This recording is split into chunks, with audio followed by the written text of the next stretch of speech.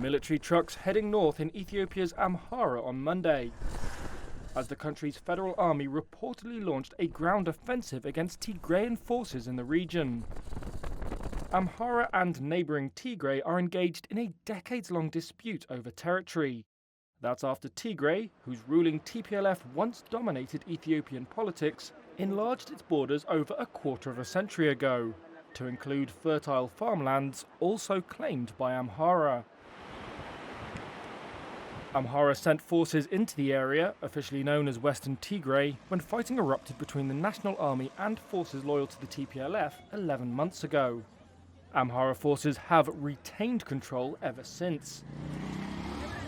But in June, the Tigrayans took back most of Tigray, forcing the federal military to withdraw, and then invaded Amhara in July.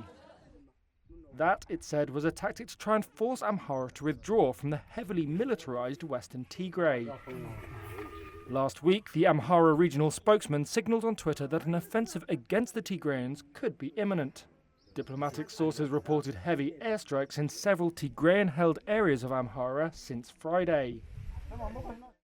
TPLF spokesperson Getachew Reda said a ground offensive by the National Army alongside Amhara forces had begun on Monday.